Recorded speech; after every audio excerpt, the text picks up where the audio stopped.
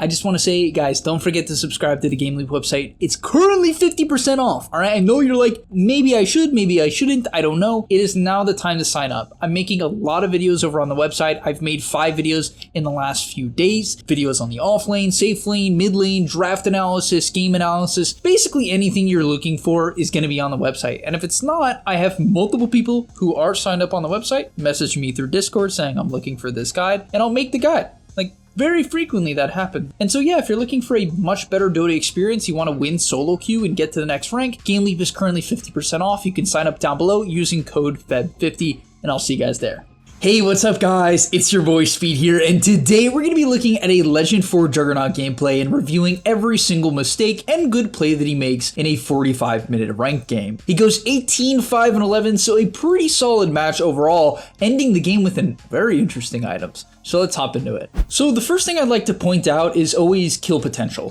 Juggernaut is one of the carries with the highest kill potential in the game because of the fact that Spin does like an insane amount of damage at level 1. The only caveat is if they can disengage from it. So he's actually laning against an off-lane Slark. And the big thing about this matchup, because I know it's like, when does Jug play against Slark? But you have to be able to think about the matchup by just knowing what the heroes do. If Slark doesn't have Pounce skilled, Jug's Spin is gonna beat the Slark. It's gonna kill the Slark. And so we're gonna see in this upcoming clip here, right off the bat, the Techies is gonna harass the Slark, okay? He's gonna contest the range, fine, he misses it, but it's all right. Trades a little bit with Slark, which is not bad. The Slark was tanking 2 creeps originally, so it was actually a net positive trade. This was pretty freaking good, right? This entire sequence, solid. Misses the deny, okay, not solid. Techies ends up getting hooked, and Slark shows that he has Essence Shift. In fact, we already knew Slark had Essence Shift from when he traded with the Jug. And basically what this means is Slark can die. Once Slark shows that he doesn't have Pounce, the Spin is a major threat. Now, in this exact scenario, Techies doesn't have Sticky Bomb, so committing for the kill wouldn't be good. The kill isn't going to come through. However, we do know that Slark is half HP, he has no Pounce, and the Techie Sticky Bomb is about to come up. So if this is a high MMR game, Slark is dead. Straight up, right here, it's first blood. Both players would know Slark is in kill range, and he has no Pounce. And so they would make the play, and they would call over the Techies. They would specifically say, hey, we can kill the Slark, because people don't always know. But that's a big part about just being good guys. Like, I can't stress that enough. You'll see the problem with how a lot of players look at replays or just think about how the game played out is they look at the result, right? They'll say, I went 20-0, but could you have went 35-0? And that's a genuine question. It's not me just trying to like BS you and be like, oh, you have to, you know, completely dominate every game. But for instance here, he's literally almost dead now. And if they had made the right call, it would have went from him being almost dead to the Slark being first blood, him hitting level 2 early and getting a healing ward. And now the lane is completely over just based on that good sequence. And I'm not kidding, because it would be such an influx in gold and XP. Here, I'm definitely not a fan of the fact that he's taking so long to use healing ward. Right, he's clearly low enough, and so is Techies to need the healing ward, right? Once you pass, I would say below about half HP, I would immediately just drop the healing ward down. And so yeah, basically how I see this laning stage is he doesn't really know his kill potential, and as a result, the Slark is gonna actually get to the point where he can nearly trade through the Jug Spin. Yes, the Techies is playing very passive in this lane, which makes things a little bit harder, but that's why you just need to call for a little bit of coordination when you are strong, right? And heroes are strong at different points. For instance, if you're playing something like Phantom Assassin, maybe you want to wait till you finish your Orb of Corrosion to get aggressive. Whenever you think your spike is, whenever you've learned that your spike is, you need to call for coordination on that timing, and Juggernaut just happens to be strong at level 1 when heroes are low. All right, I hate to be this guy, but we're definitely gonna have to look at his first death of the game. I mean, this is it was a bit crazy, all right? This was a little bit much for my liking. He runs in the Slark and Pudge, and for some reason, honestly, I thought for a second he was going to make an interesting play where he would pop the mango, but when Slark starts hitting you, you lose int, right? And so even if you pop this mango here,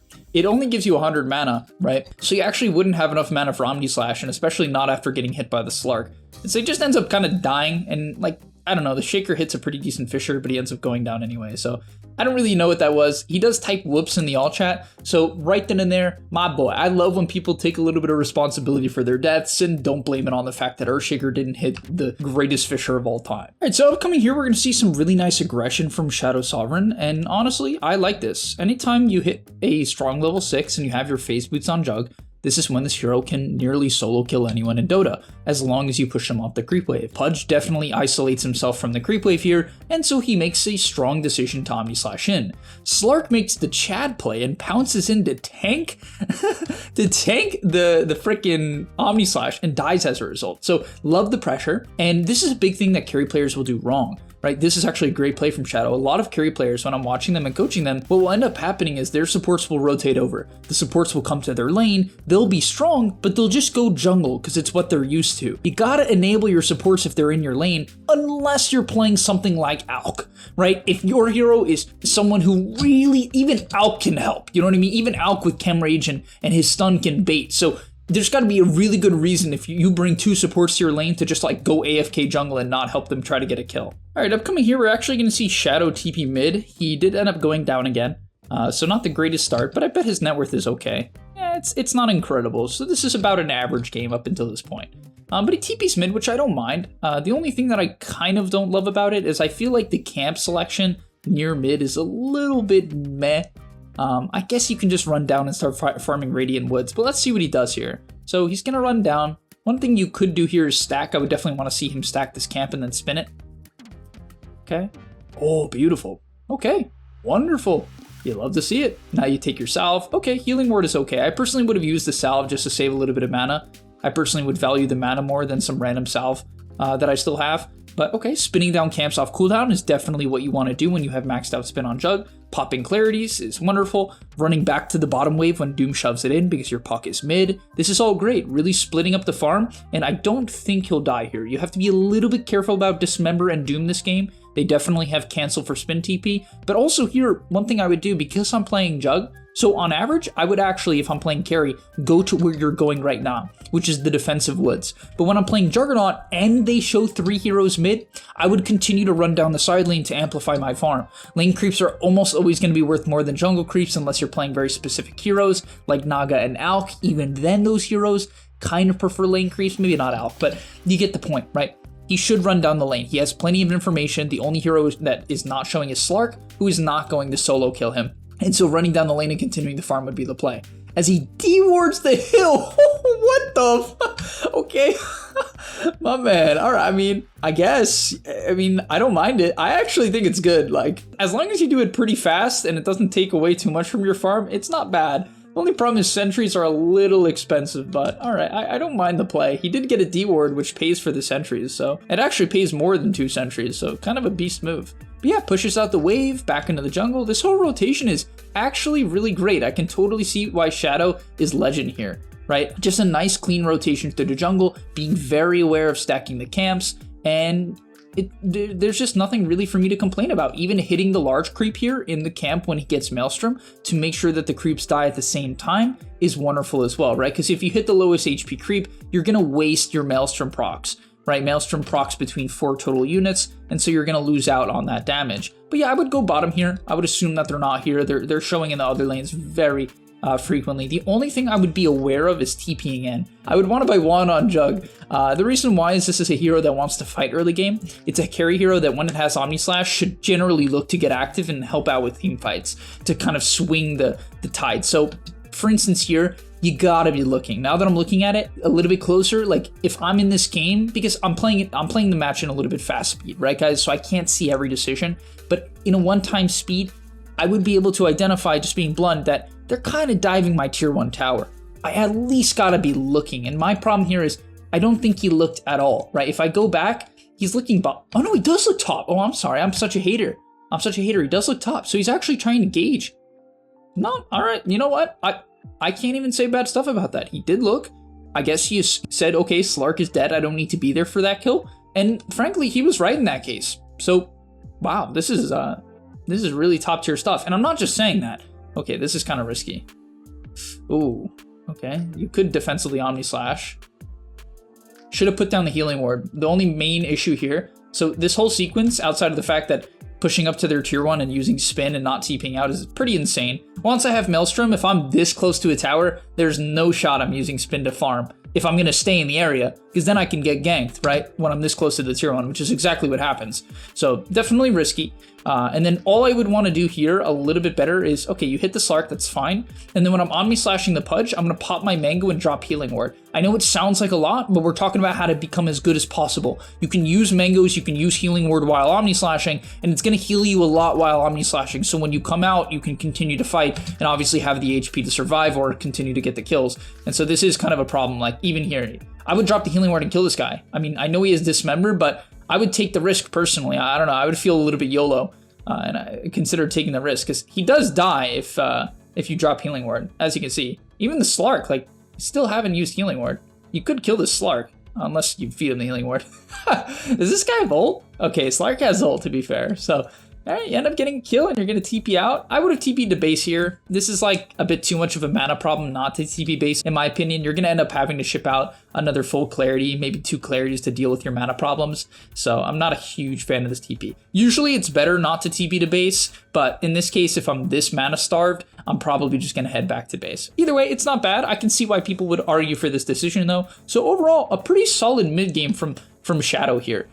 Definitely the only thing that upsets me in this game, because this is kind of how I look at Dota, right? You can be having a pretty good game and making good decisions, but sort of because of the fact that he just laned pretty poorly, the Slark is more farm than him because he bought a Midas and I guess got a bunch of kills, right? Yeah, so the Slark's now having like a pretty freaking good game when he could have gotten punished pretty hard just based off a few, I'm not going to say small decisions, actually a few big decisions in the laning stage. All right, and before we continue on with the video, just want to mention the gameleap website is 50% off right now using code FEB50 at checkout. If you're looking for more videos like the ones you have here on YouTube, or even other videos that are a bit more educational or entertaining, then you can go check them out on the website and sign up down below. I'll see you guys there. Oh my gosh, all right, this is a big issue. 18 minutes in, pushing in bot lane with no TP scroll and not enough mana for Omni Slash, Spin, and Healing Ward.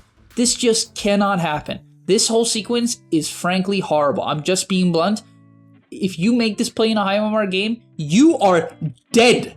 You are dead. They're going to click on you, say he can't even cast all of his spells, he can't TP out, and he's hitting our tower. What is he doing?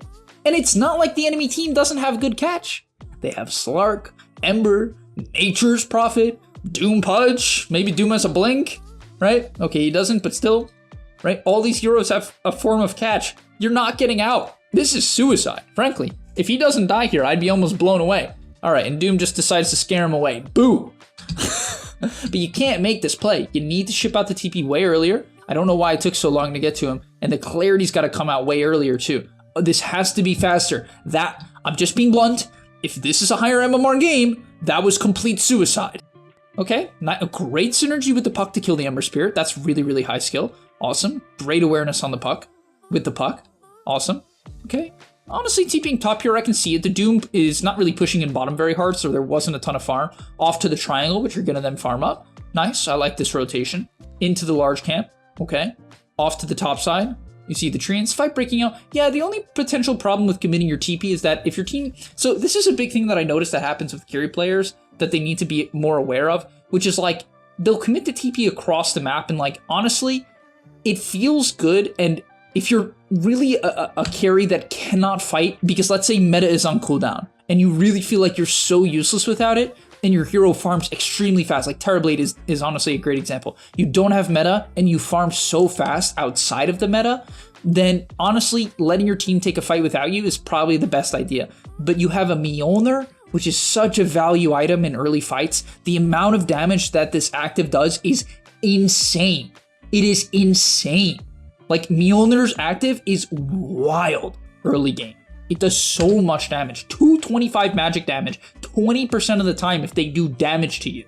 Not physical damage, any damage. If Flame Guard is on you and you have Mjolnir active on you, you will just proc. Not like literally constantly because it has a cooldown of like, I think 2 seconds. It doesn't say it for some reason, but it's like 2 seconds. It can't just like proc, but you get the point. So he pushes out top. I would like to see him ship out a TP here. As I said, I really think he should have bought a magic wand just because like I'm looking at his mana pool and I'm like, he barely, even with max mana, barely has enough mana for all of his spells. And I'm very concerned that let's say he TPs into a fight, he's going to use mana for that. and then simply just not have enough mana for 2 spins, Healing Word, and Omni Slash. But he's gonna once again TP mid, picks up Raindrops, which kind of late for Raindrops. As whoa, this is insane. This is insane. This gameplay is insane. And I know I can now see how this is gonna end. The Ember Spirit's gonna die, but this is insane. Like, he commits his spin, they see it ending once again. If the enemy team is watching, I mean, this is potentially a suicide. You could call it the greatest bait of all time. And frankly, I understand where you're coming from, but very, very risky. I would say oddly risky. I don't think the Ember should have tanked the entire spin either, but here we are. Okay, you invade the enemy jungle here, which I don't mind. You see a Doom here. Shift over, kill him. Ah, kill this Doom. What is he doing? He's on a sentry, kill him. Okay, definitely took him a little bit too long to look onto the Doom. All right, Pudge jumps you and you react well and go on him. Very nice. I like that, no panic. Okay, not spinning off the chains is the right decision. You gotta be way faster with Healing Word. Once I drop below half, I'm gonna drop the Healing Word. As Slark, what the heck is happening here? And onto the Ember, and they take out the Ember as well. So overall, very solid, good team fight. Just drop the Healing Word way faster. And he buys a Shadow Blade. I remember when I was 3K, I used to go ag Shadow Blade on Jug. That was like 6 years ago. I don't really, you know, Shadow Blade is kind of a good item on Jug because you really can move around the map fast. You can push in waves like freaking crazy. You can honestly make a lot of space. My only problem with Shadow Blade on Jug is that when you initiate the fight and you come out of your spin and you come out of your Omni Slash, you're just absurdly squishy. And like, you can't kill people like this. It's a bit much. At this point, I would actually be pushing out top. How did he end up bottom? Yeah, how did you end up bottom here, actually? Oh, you should go top here, 100%. What is going on? He sold the Raindrops and then, oh, why would you TP bottom? Oh God. Guys, you don't, when you're playing carry, you don't want to commit your TP across the map unless you have to, right? It's not like he got kicked out of top. Now his TP is just on cooldown. And he has Aegis. And he's like pinging, oh, let's get this tier 1 tower. Why? First of all, this tier 1 tower doesn't really open up the map. It's not useless. Trust me, it's not useless, but it doesn't do much. The positioning of this tower, frankly, just doesn't cut much off. It doesn't like really enable you to farm specific camps. Sort of, it enables you to farm this and this, kind of.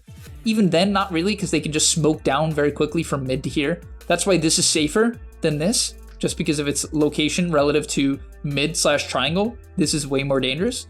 And so that's why like playing bottom like this is only something you do typically when, you know, you've taken all these towers already. And if you're just trying to farm the area, maybe you're a unit hero or something like that.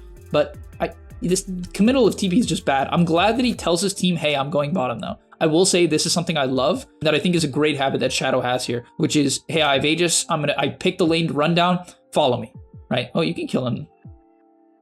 Nice, okay, solid. Good decision making there, very little hesitation on the Omni Slash, identifying the Doom off the creep wave, and taking him out as you almost die to tanking the tower, but that's fine. Okay, going for an Orchid next. This build is insane. This is the solo kill build. It's a build. It's just kind of crazy. It's like no health. You just better hope you never get jumped without Aegis. Otherwise, you're just dead. All right, team fight breaking out here. Let's see how this one plays out. Your techies is showing top, which makes this honestly kind of risky and probably just bad. But you guys do have your Pango roll and your Echo and your Dream Coil, so it's a takeable fight. Need to micro the Healing Word to start off this sequence. I mean, no Healing Word micro there is definitely a problem. Okay, you're beating onto the Doom. I would like to see the Mjolnir active come out at some point. I think people who forget to use it are basically buying the wrong item then. I mean, the attack speed is great, but like, you have to use the active. It's like a big reason why the item's expensive. But okay, they chase onto the Ember, chop him up. Does Ember not have a remnant? No, I guess he doesn't, and they'll take him out. So ends up being a pretty good fight, chasing onto the high ground. The Pudge with the buyback, trying to protect the Pango here. You have to spin. All right, yeah, oh no, oh no, oh no, oh God, good heavens. All right, I am genuinely excited for this Orchid Juggernaut. Hunting for the Doom, who I think has BKB. Oh, he's here. Oh, waiting for the Shadow Blade. Okay, I think it's the right decision. Beast mode.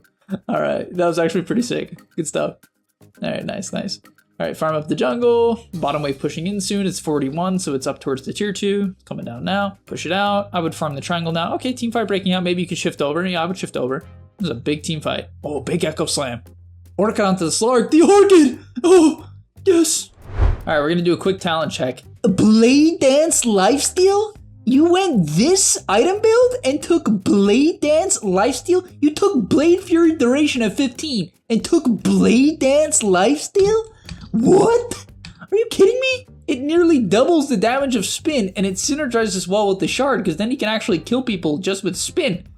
What? Come on. I disagree so heavily with this talent choice. Unless I really am underestimating Blade Dance Lifesteal. The reason why I feel like it can't be that good is you only get it, you only heal when you crit, right? And it's not that strong of a crit. It's one of the weaker crits in Dota, kind of. I mean, it's a very high % chance, to be fair. So you'll crit often, and you have high attack speed.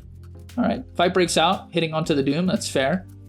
Coil onto the BKB Doom, big play from the Puck. As the Sprout comes out, uh-oh. All right, I think this is where you get out. Your Techies is top. This Techies is a split push Techies. He could Omni Slash here. You're gonna have to, but it's not gonna kill Slark. The Blade Dance, all right, you gotta, I mean, okay, big thing about Jug, guys, you almost always wanna spin first, and the reason why is spin will come off cooldown, right? When the Omni Slash is going on. So if you spin first, then spin will be on a 13-second cooldown because it's an 18-second cooldown that lasts for 5 seconds. So it's a 13-second cooldown when it ends. And then you Omni Slash for like 5 seconds. And then you have another spin in 8 seconds. And so you basically can get 2 spins off reliably. So typically you want to spin first. And you should never Omni Slash a Slark in a creep wave. I mean, this is just frankly horrible decision making. There's not, just got to be blunt, you know. I would try the TP here. I guess you can't. No, the Dismember, no way. The Shadow Blade, okay, right decision. Good call, the Shadow Blade out. Very smart, very smart. Okay, TP out into the Ancients, I'm fine with that. And he'll look for the Ags now. I will admit, sometimes it catches me off guard how much damage Omni Slash does. And I really like that he went for the Swift Slash onto the Slark there instead of going for the Omni Slash, knowing that the Pounce could come out. So he kind of forces the Slark BKB and a double Pounce, and then makes a really cool decision to say, okay, Slark has committed both Pounces. Doom has Doom here. Oh, why didn't he Doom? Oh.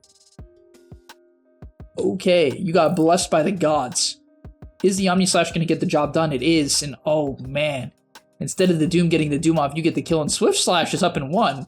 Oh, you got, oh, you're probably dead, right? Swift Slash, Healing Ward, Orchid, Mjolnir.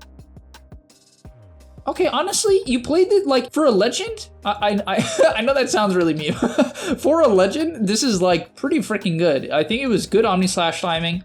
And then in terms of button clicking, like I would like to see you attempt to use Healing Ward more during your engagements. I know it's hard to focus on all these things, but like right after this Dismember ends, my reaction would be, okay, Silver Edge out, which is fine. You get hooked though, and then you got to start clicking all the panic buttons, right? Orchid, Mjolnir Shield, Swift Slash. Honestly, the best reaction here is definitely to Swift Slash and a Healing Ward. You want to buy yourself a bit of time to get down that Healing Ward, and you might be like, oh, but they're just going to kill it. People will often just not see it in the heat of battle. There's too much going on. The Healing Ward will stay down. And honestly, there's no reason not to try. Yes, it has a cast time, so it's going to technically prevent you from autoing, but that's why you put it down when you're Omni Slashing and Swift Slashing, because then it takes away literally nothing as far as I'm concerned. And so yeah, could have put down the Mjolnir shield. It definitely would have killed off the punch if he had used his Mjolnir. I will say my biggest gripe, and I'm going to end the video here, my biggest gripe with Shadow, if I have to give one, is the fact, and this is one of my biggest pet peeves in Dota, is the fact that he rushed a Mjolnir and has yet to use Mjolnir. Are you kidding me? You bought it first. It's literally the core item of your build, and you're not using it, but all right. Shout out Shadow, thank you so much Shadow. Everyone clap it up for Shadow. Thank you for sending in your replay. This was honestly a great replay to look at. It was a very back and forth game. It wasn't a complete stomp. He obviously put in a performance. Good for him for winning the game as well, keeping his head down and honestly having a great match. I would say a lot of his TPs I'm not a fan of. I think he needs to be more aware of enabling his team. This is a big issue I used to have when I was, honestly, even when I was 7K, I would TP across the map and it would screw over my team. My team couldn't advance, they couldn't feel safe, and they would lose team fights because of the fact that I'm committing my TP so aggressively for farm. And that can be okay sometimes, right? Maybe you have Boots of Travel, maybe you're playing Nature's Prophet, or maybe you're just playing a hero that needs to focus on his item timings. Or the last scenario, if your team is very diligent and is clearly not going to take a fight, then you can make these aggressive TPs for farm. But you got to be aware of this, guys. You're going to make your team lose the game. Yes, you're the carry, but it doesn't mean you strictly farm, especially when you are playing a carry that wants to get active and can get active, like a Juggernaut, like a Slark with Ags, a Pudge with Ags. Right? On your timings, a Terrorblade with meta, you can help out and swing the tides of battle. It's very important. Team fights are going to give the most gold in Dota. You gotta win the team fights. All right, thank you guys so much for watching. If you want to send in your replay, hit me up on Discord. My tag is speed with 3 E's, hashtag 3853. A bunch of you guys submitted replays. I just picked Shadow. I kind of just pick at random, honestly. So I hope to get to some of the other replays you guys sent in recently as well, and I'll see you in the next one. Peace.